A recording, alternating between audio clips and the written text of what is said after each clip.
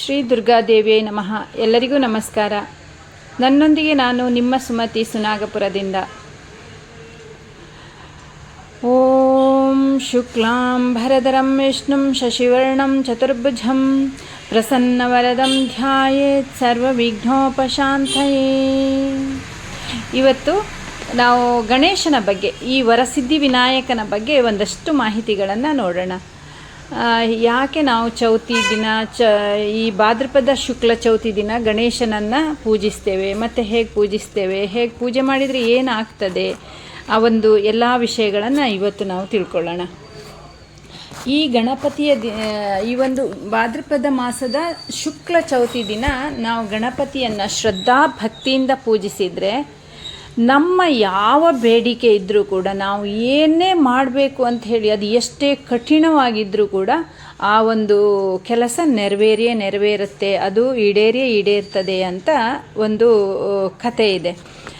ಯಾಕೆ ಅಂತ ಹೇಳಿದರೆ, ಈ ಕುಮಾರಸ್ವಾಮಿ ಈ ಒಂದು ಕಥೆಯನ್ನು ಮೊದಲು ಹೇಳಿದ್ದು ಪರಶಿವನು ಕುಮಾರಸ್ವಾಮಿಗೆ ಹೇಳ್ತಾರಂತೆ. ಕುಮಾರಸ್ವಾಮಿ ಕೇಳ್ತಾರಂತೆ ಪರಶಿವನ ಹತ್ರ, ಮನುಷ್ಯರಿಗೆ ಅತ್ಯಂತ ಶ್ರೇಷ್ಠವಾದ ಪೂಜೆ ಅಂದರೆ ಶೀಘ್ರವಾಗಿ ಫಲ ಕೊಡುವಂತಹ ಮತ್ತು ಅತ್ಯಂತ ಶ್ರೇಷ್ಠವಾದ ಪೂಜೆ ಅಥವಾ ವ್ರತ ಯಾವುದಿದೆ ಅಂತ ಪರಶಿವನನ್ನು ವಿಚಾರಣೆ ಮಾಡಿದಾಗ ಪರಶಿವರು ಹೇಳ್ತಾರಂತೆ, ಈ ಒಂದು ಭಾದ್ರಪದ ಶುಕ್ಲ ಚೌತಿ ದಿನ ಗಣೇಶನನ್ನು ಯಾರು ಪೂಜಿಸ್ತಾರೆ, ಯಾರು ಆ ವ್ರತವನ್ನು ಮಾಡ್ತಾರೆ, ಸಿದ್ಧಿವಿನಾಯಕ ವ್ರತ ಅಂಥೇಳಿ ಯಾರು ಪೂಜೆ ಮಾಡ್ತಾರೋ, ಆ ವ್ರತವನ್ನು ಯಾರು ಆಚರಣೆ ಮಾಡ್ತಾರೋ ಅವರ ಎಲ್ಲ ಸಂಕಷ್ಟಗಳು ದೂರ ಆಗ್ತದೆ, ಅಲ್ಲದೆ ಅವರ ಎಲ್ಲ ಬೇಡಿಕೆಗಳು ಅತಿ ಶೀಘ್ರದಲ್ಲಿ ಈಡೇರ್ತದೆ ಅಂತ ಪರಶಿವನು ಕುಮಾರಸ್ವಾಮಿಗೆ ಹೇಳ್ತಾರಂತೆ. ಇದನ್ನು ಸೂತ ಮಹರ್ಷಿಗಳು ಪಾಂಡವರಿಗೆ ಹೇಳ್ತಾರೆ.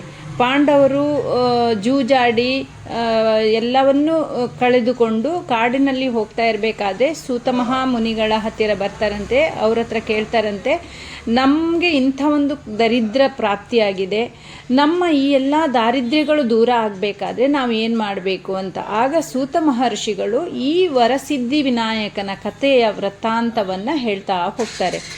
ಇದನ್ನು ಯಾರೆಲ್ಲ ಮಾಡಿದ್ದಾರೆ ಅಂಥೇಳಿ ಈ ಧರ್ಮರಾಜನಿಗೆ ಅಂದರೆ ಈ ಪಾಂಡವರಿಗೆ ಸೂತ ಮಹರ್ಷಿಗಳು ಹೇಳ್ತಾ ಹೋಗ್ತಾರೆ. ಭೂಮಿಯನ್ನು ಭಗೀರಥ ಗಂಗೆಗೆ ತಗೊಂಡು ಬರಬೇಕಾದ್ರೆ ಬರುವ ಮೊದಲು ಈ ವಿನಾಯಕನ ವ್ರತವನ್ನು ಮಾಡಿದ್ರಂತೆ ಯಾರು? ಭಗೀರಥರು. ಆಮೇಲೆ ಕ್ಷೀರಸಾಗರವನ್ನು ದಾನವರು ಮತ್ತು ದೇವತೆಗಳು ಕಳೆದ್ರಲ್ಲ, ಆ ಒಂದು ಕ್ಷೀರಸಾಗರ ಮಂಥನ ಆಗುವ ಮೊದಲು ಅವರು ಕೂಡ ಈ ಒಂದು ವ್ರತವನ್ನು ಮಾಡಿದ್ರಂತೆ, ಈ ಒಂದು ವಿನಾಯಕನ ಪೂಜೆಯನ್ನು ಮಾಡಿದ್ರಂತೆ. ಆಮೇಲೆ ನಳದಮಯಂತಿ ಕತೆ ನಿಮಗೆ ಗೊತ್ತಿರಬಹುದು. ದಮಯಂತಿ ನಳನನ್ನು ಕೂಡ ಈ ವರಸಿದ್ಧಿ ವಿನಾಯಕನ ಕಥೆಯ ಈ ವ್ರತವನ್ನು ಆಚರಣೆ ಮಾಡಿದ್ರಿಂದಲೇ ಅವಳಿಗೆ ನಳ ಅನ್ನೋ ಒಂದು ಪತಿ ಸಿಕ್ಕಿದ್ದಂತೆ. ಹಾಗೆ ಇಲ್ಲಿ ಏನಾಗ್ತದೆ ಅಂತ ಹೇಳಿದರೆ, ತುಂಬ ಜನ ಈ ಥರ ಒಂದು ಪೂಜೆ ಮಾಡ್ತಾರೆ ಅಂತ ಹೇಳ್ತಾರೆ. ಆಮೇಲೆ ಶ್ರೀಕೃಷ್ಣ ಕೂಡ, ದಮಯಂತಿ ಅಷ್ಟೇ ಅಲ್ಲ, ಶ್ರೀಕೃಷ್ಣ ಕೂಡ ಈ ಒಂದು ವಿನಾಯಕನ ಪೂಜೆಯನ್ನು, ಈ ಒಂದು ವಿನಾಯಕನ ವ್ರತವನ್ನು ಅವರು ಆಚರಣೆ ಮಾಡಿದ್ರಂತೆ. ಯಾಕೆ ಅಂತ ಹೇಳಿದರೆ, ಶ್ರೀಕೃಷ್ಣ ಹಾಲು ಕರಿಬೇಕಾದ್ರೆ ಹಾಲಿನ ಪಾತ್ರೆಯಲ್ಲಿ ಚಂದ್ರನ ಬಿಂಬವನ್ನು ನೋಡಿದ್ರಂತೆ. ಅಂದರೆ ಈ ಒಂದು ಚೌತಿ ದಿನ, ಈ ಭಾದ್ರಪದ ಶುಕ್ಲ ಚೌತಿ ದಿನ ಯಾರೇ ಚಂದ್ರನನ್ನು ದರ್ಶನ ಮಾಡಿದ್ರು, ಚಂದ್ರನ ಮುಖವನ್ನು ಯಾರು ನೋಡಿದರೂ ಕೂಡ ಅವರಿಗೆ ಅಕಾರಣವಾದ ಅಪವಾದ ಅಂದರೆ ಕಾರಣವೇ ಇಲ್ಲದ ಅಪವಾದ, ಅದು ಕಾರಣವೇ ಇರುವುದಿಲ್ಲ ಅಂಥ ಅಪವಾದಗಳು ಬರ್ತದೆ ಅಂತ ಹೇಳಿ ಪಾರ್ವತೀ ದೇವಿಯೇ ಶಾಪ ಕೊಟ್ಟಿದ್ದಂತೆ. ಕಾರಣ, ಚಂದ್ರ ಗಣೇಶನನ್ನು ಈ ಒಂದು ಚೌತಿ ದಿನ ನೋಡಿಕೊಂಡು ಗಣೇಶ ಏನು ಮಾಡ್ತಾನೆ, ಭೂಮಿ ಬರ್ತಾನೆ, ಭೂಮಿಯಲ್ಲಿ ಎಲ್ಲರೂ ತಿಂಡಿ ಮಾಡಿ ಕೊಡ್ತಾರೆ, ಎಲ್ಲವನ್ನೂ ತಿಂತಾನೆ. ಅವನು ತಿಂಡಿ ಪೋತ ಅಲ್ವಾ, ಎಲ್ಲ ಮೋದಕಗಳನ್ನು ಎಲ್ಲರೂ ಮಾಡಿಕೊಟ್ಟು ಎಲ್ಲರೂ ಪ್ರೀತಿಯಿಂದ ಬಡಿಸ್ತಾರೆ ಅವನಿಗೆ. ಅದನ್ನೆಲ್ಲ ತಿಂದ್ಕೊಂಡು ಹೀಗೆ ಹೋಗ್ತಾ ಇರಬೇಕಾದ್ರೆ ಚಂದ್ರ ಅದನ್ನು ನೋಡಿಕೊಂಡು ನಗಾಡ್ತಾನಂತೆ, ಅಪಹಾಸ್ಯ ಮಾಡ್ತಾನಂತೆ. ಆಗ ಪಾರ್ವತಿಗೆ ತುಂಬ ಕೋಪ ಬರ್ತದಂತೆ, ಏನು ಇವನು ಹೀಗೆ ಮಾಡೋದು ಅಂತ ಹೇಳ್ಕೊಂಡು ಪಾರ್ವತಿ ಏನು ಮಾಡ್ತಾಳೆ, ಅವನಿಗೆ ಶಾಪ ಹಾಕ್ತಾಳೆ. ಹೀಗೆ ಅಕಾರಣವಾಗಿ ನಿನಗೆ ಒಂದು ಅಪವಾದ ಬರಲಿ, ನಿನ್ನನ್ನು ನೋಡಿದವರಿಗೆ ಅಕಾರಣವಾಗಿ ಅಪವಾದ ಬರಲಿ ಅಂಥೇಳಿ ಶಾಪ ಕೊಡ್ತಾನೆ. ಆಗ ಚಂದ್ರ ಏನು ಮಾಡ್ತಾನೆ, ತನ್ನ ತಪ್ಪಿನ ಅರಿವಾಗಿ ಪಶ್ಚಾತ್ತಾಪ ಪಟ್ಟು ದೇವಿ ಪಾರ್ವತಿ ಹತ್ರ ಬೇಡ್ಕೊಳ್ತಾನೆ, ಅಮ್ಮ ನಂದು ತಪ್ಪಾಗಿದೆ, ಈ ಒಂದು ತಪ್ಪಿಗೆ ಒಂದು ಪ್ರಾಯಶ್ಚಿತ ನೀನು ಕರುಣಿಸ್ತಾಯಿ, ಇದರಿಂದ ಪರಿಹಾರ ಹೇಗೆ, ಈ ಒಂದು ಶಾಪದಿಂದ ಮುಕ್ತಿ ಹೇಗೆ ಅಂತ ಬೇಡ್ಕೊಳ್ತಾನೆ. ಆಗ ಪಾರ್ವತಿ ದೇವಿ ಹೇಳ್ತಾರೆ, ಯಾರು ಈ ದಿನ ಅಂದರೆ ಈ ಭಾದ್ರಪದ ಶುಕ್ಲ ಮಾಸದ ಚೌತಿ ದಿನ ಯಾರು ಗಣಪತಿಯನ್ನು ಪೂಜೆ ಮಾಡ್ತಾರೋ, ಯಾರು ಭಕ್ತಿ ಶ್ರದ್ಧೆಯಿಂದ ಗಣಪತಿಯನ್ನು ಪೂಜೆ ಮತ್ತು ವ್ರತ ಮಾಡ್ತಾರೋ ಅವರಿಗೆ ಯಾವುದೇ ಅಪವಾದಗಳು ಬರುವುದಿಲ್ಲ ಅಂತ ಹೇಳ್ತಾರಂತೆ ದೇವಿ ಪಾರ್ವತಿ. ಆ ಕಾಲದಲ್ಲಿ ಈ ಶ್ರೀಕೃಷ್ಣನಿಗೆ ಈ ಒಂದು ಅಪವಾದ ಹೇಗೆ ಬಂತು ಅಂತ ಹೇಳಿದರೆ, ಸತ್ರಜಿತು ಅಂತ ಒಬ್ಬ ರಾಜ ಇದ್ದ. ಆ ರಾಜನಿಗೆ ಪೂರ್ವಕಾಲದಲ್ಲಿ ಅಂದರೆ ಸೂರ್ಯದೇವನನ್ನು ಕುರಿತು ಅವನು ತಪಸ್ಸು ಎಷ್ಟೋ ವರ್ಷಗಳ ಕಾಲ ತಪಸ್ಸು ಮಾಡಿ ಶಮಂತಕ ಮಣಿಯನ್ನು ಅವನು ಪಡೆದಿರ್ತಾನೆ. ಆ ಶಮಂತಕ ಮಣಿಯ ಒಂದು ಫಲ ಏನು ಅಂತ ಹೇಳಿದರೆ, ಅದು ದಿನ ಕೂಡ 8 ಮಣ ಬಂಗಾರ ನೀಡ್ತಾ ಇರ್ತದೆ ಅಂತಂದರೆ ತುಂಬ ಪ್ರಭಾವಶಾಲಿ. ಸೂರ್ಯದೇವ ನೀಡಿದ್ದಲ್ವ, ತುಂಬ ಪ್ರಭಾವಶಾಲಿಯಾದಂಥ ಒಂದು ಮಣಿ ಅದು. ಅಂತಹ ಶಮಂತಕ ಮಣಿಯನ್ನು ಅವನು ಇಟ್ಕೊಂಡಿದ್ದಾನಂತೆ, ಧರಿಸ್ಕೊಂಡಿರ್ತದಂತೆ. ಆಗ ಅವನ ಸತ್ರಜಿತುವಿನ ತಮ್ಮ ಒಬ್ಬ ಪ್ರಸೇನ ಅಂತ ಹೇಳಿ ಇರ್ತಾನೆ. ಆ ಪ್ರಸೇನನ ಏನು ಮಾಡ್ತಾನೆ, ಒಂದಿನ ಅಣ್ಣನ ಹತ್ರ ಕೇಳ್ತಾನೆ, ಅಣ್ಣ ನಾನು ಒಂದು ಸ್ವಲ್ಪ ಈ ಮಣಿಯನ್ನು ಧರಿಸ್ಕೊಳ್ಬಹುದಾ, ನನಗೂ ಇಷ್ಟ ಆಗ್ತಾಯಿದೆ ಆ ಮಣಿಯನ್ನು ಇಟ್ಕೊಳ್ಬೇಕು ಅಂತ ಹೇಳಿ, ನೋಡು ನನಗೂ ಕೊಡ್ತೀಯಾ ಅಂತ. ಆಗ ಈ ಸತ್ರಜಿತು ತಮ್ಮನ ಮೇಲಿನ ಒಂದು ಪ್ರೀತಿಯಿಂದ ಆ ಮಣಿಯನ್ನು ಅವನಿಗೂ ಕೊಡ್ತಾನೆ. ಅವನು ಅದನ್ನು ಧರಿಸ್ಕೊಳ್ತಾನೆ, ಖುಷಿ ಪಡ್ತಾನೆ. ಆಗ ಕೂಡ ಹೇಳ್ತಾನಂತೆ, ನಾನು ಈ ಮಣಿಯನ್ನು ಕೃಷ್ಣ ಕೇಳಿದರೂ ಕೂಡ ಕೊಡುವುದಿಲ್ಲ ಆಯಿತಾ ಅಂತ ಹೇಳ್ಕೊಂಡು ಹಾಗೆ ಹೇಳ್ತಾನಂತೆ. ಹಾಗೆ ಒಂದಿನ ಏನು ಮಾಡ್ತಾನೆ, ಪ್ರಸೇನನ ಆ ಮಣಿಯನ್ನು ಧರಿಸ್ಕೊಂಡು ಕಾಡಿಗೆ ಬೇಟೆಗೆ ಹೋಗ್ತಾನೆ. ಬೇಟೆಗೆ ಹೋಗುವಾಗ ಅಲ್ಲೊಂದು ಸಿಂಹ ಅವನು ಧರಿಸಿಕೊಂಡಿರುವಂತಹ ಆ ಮಣಿಯನ್ನು ನೋಡಿ ಅದು ಏನು ಮಾಂಸದ ಮುದ್ದೆ ಇರಬಹುದು ಅಂತ ಹೇಳ್ಕೊಂಡು ಅವನನ್ನು ಅಟ್ಯಾಕ್ ಮಾಡಿ ಅವನನ್ನು ಸಾಯಿಸ್ಕೊಂಡು ಆ ಮಣಿಯನ್ನು ತಗೊಂಡು ಹೋಗ್ತಾ ಇರ್ತದೆ. ಈ ಎಲ್ಲ ದೃಶ್ಯವನ್ನು ಒಂದು ಕರಡಿ ನೋಡ್ತಾ ಇರ್ತದೆ. ಆ ಕರಡಿ ಆ ಒಂದು ಸಿಂಹದ ಕೈಯಲ್ಲಿರುವ ಮಣಿಯನ್ನು ನೋಡಿಕೊಂಡು ಆ ಸಿಂಹವನ್ನು ಸಾಯಿಸಿ ಆ ಮಣಿಯನ್ನು ತಾನು ತಗೊಂಡು ಹೋಗ್ತಾನೆ. ತಾನು ತಗೊಂಡು ಹೋಗಿ ಗುಹೆಯಲ್ಲಿ, ಆ ಕರಡಿಯ ಗುಹೆಯಲ್ಲಿರುವಂತಹ ಮಗಳು ಉಯ್ಯಾಲೆಯಲ್ಲಿ ಕೂತ್ಕೊಂಡು ಆಟ ಆಡ್ತಾ ಇರ್ತಾಳಂತೆ, ಅವಳ ಕೈಯಲ್ಲಿ ತಂದು ಆ ಮಣಿಯನ್ನು ಕೊಡ್ತಾನಂತೆ. ಆಗ ಈ ಸತ್ರಜಿತು ಸತ್ತಂತಹ ವಾರ್ತೆ ಊರಿಗೆಲ್ಲ ಹಬ್ಬತ್ತೆ. ಊರಿನವರೆಲ್ಲ ಏನು ಮಾಡ್ತಾರೆ, ಊರಿನವರು ಮತ್ತು ಈ ಪ್ರಸೇನನ ಸತ್ತು ಹೋಗ್ತಾನಲ್ಲ, ಪ್ರಸೇನನ ಸತ್ತ ವಿಷಯ ಈ ಸತ್ರಜಿತುವಿಗೆ ಗೊತ್ತಾಗ್ತದೆ, ಊರಿನವರಿಗೆಲ್ಲ ಗೊತ್ತಾಗ್ತದೆ. ಈ ಸತ್ರಜಿತು ಏನು ಹೇಳ್ತಾನೆ, ಇದು ಶ್ರೀಕೃಷ್ಣನದೇ ಕೆಲಸ, ಇದೆಲ್ಲ ಶ್ರೀಕೃಷ್ಣನೇ ಮಾಡಿದ್ದು, ಪ್ರಸೇನನನ್ನು ಕೊಂದು ಮಣಿಯ ಆಸೆಯಿಂದ ಪ್ರಸೇನನನ್ನು ಕೊಂದು ಮಣಿಯನ್ನು ತಗೊಂಡು ಬಂದಿದ್ದಾನೆ ಶ್ರೀಕೃಷ್ಣ ಅಂಥೇಳಿ ಒಂದು ಅಪವಾದವನ್ನು ಹಾಕ್ತಾನೆ. ಆಗ ಶ್ರೀಕೃಷ್ಣನಿಗೆ ಇದೆಲ್ಲ ಕೇಳಿ ಆಶ್ಚರ್ಯ ಆಗ್ತದೆ. ಯಾಕೆಂತ ಹೇಳಿದರೆ ತಾವನು ಹಾಗೆ ಮಾಡಿರಲಿಲ್ಲ, ಯಾವುದೇ ಮಣಿಯ ಆಸೆಯು ಶ್ರೀಕೃಷ್ಣನಿಗೆ ಇಲ್ಲ. ಆದರೂ ಅಪವಾದ ಬಂತಲ್ಲ, ಅದನ್ನು ಹೇಗಾದರೂ ನಿವಾರಿಸಿಕೊಳ್ಬೇಕು ಅಂಥೇಳಿ ಅವನು ಕೂಡ ಕಾಡು ದಾರಿ ಹಿಡ್ಕೊಂಡು ಹೋಗ್ತಾನೆ. ಅಲ್ಲಿ ಹೋಗಿ ನೋಡುವಾಗ ಪ್ರಸೇನನ ಸತ್ತೋಗಿದ್ದಾನೆ, ಪಕ್ಕದಲ್ಲಿ ಒಂದು ಸಿಂಹ ಸತ್ತೋಗಿ ಬಿದ್ದಿರ್ತದೆ.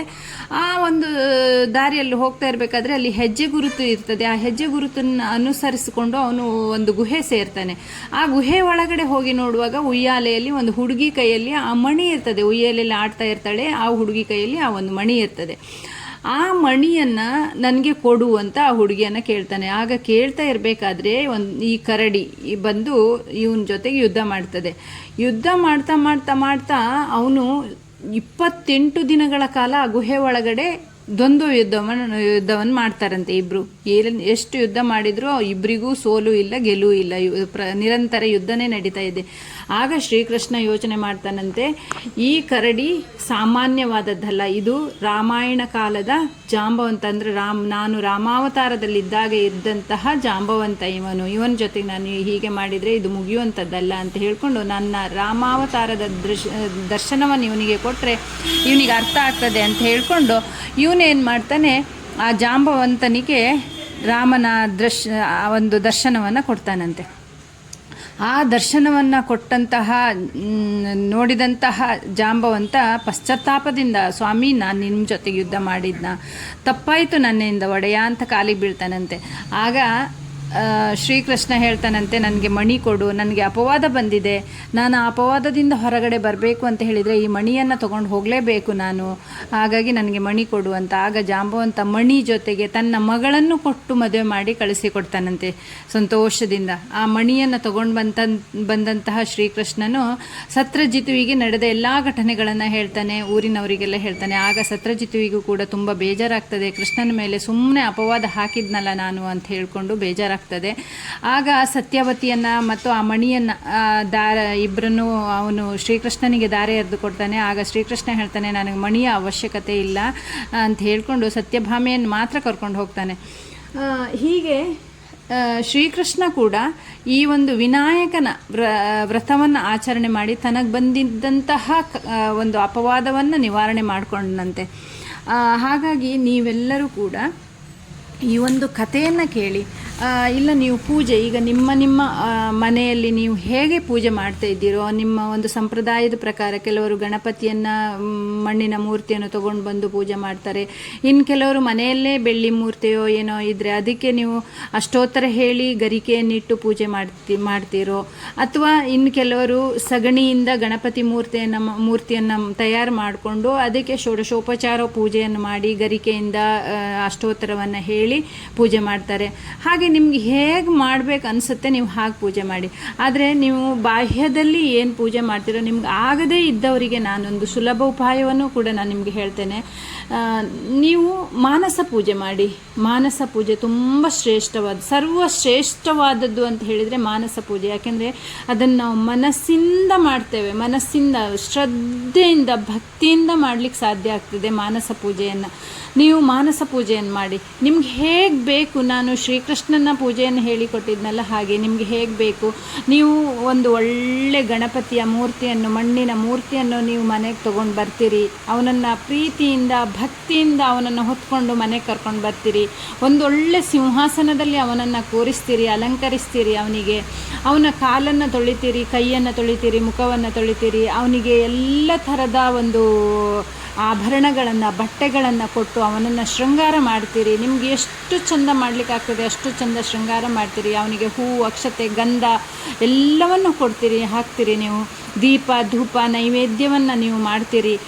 ನಿಮಗೆ ಏನೆಲ್ಲ ಮಾಡಿ ಅವನಿಗೆ ನೈವೇದ್ಯ ಕೊಡಲಿಕ್ಕಾಗ್ತದೆ. ಈಗ ನೀವು ಅವನಿಗೆ ಮೋದಕ ಅಂತ ಹೇಳಿದ್ರೆ ಅವನಿಗೆ ಮೋದಕ ಪ್ರಿಯ ಅಂತ ಹೇಳ್ತಾರೆ, ಮೋದಕವನ್ನು ಕೊಡಿ, ಪಾಯಸವನ್ನು ಮಾಡಿ, ಅವನಿಗೆ ಉಂಡೆ ಕಡುಬುಗಳನ್ನು ಮಾಡಿ, ಅವನಿಗೆ ಮೃಷ್ಟಾನ್ನ ಭೋಜನವನ್ನು ಅವನಿಗೆ ಹಾಕಿ ಅವನನ್ನು ತೃಪ್ತಿ ಆಗುವ ಹಾಗೆ ಅವನಿಗೆ ಊಟ ಕೊಟ್ಟು ಅವನಿಗೆ ಸಂತೃಪ್ತಿಗೊಳಿಸಿ ಅವನನ್ನು ಆಮೇಲೆ ಅವನು ಪುನಃ ಅವನ ಕೈಯನ್ನು ತೊಳೀರಿ, ಬಾಯಿಯನ್ನು ತೊಳಿಸಿ. ನೀವು ಅವನಿಗೆ ಚಂದದಲ್ಲೊಂದು ಆರತಿ ಮಾಡಿ, ಚಂದ ಮಾಡಿ ನೈವೇದ್ಯ ಮಾಡಿದ್ದೇನೆ ಭಗವಂತ ನೀನು ಸ್ವೀಕರಿಸು ಅಂತ ಹೇಳಿದ್ರಿ.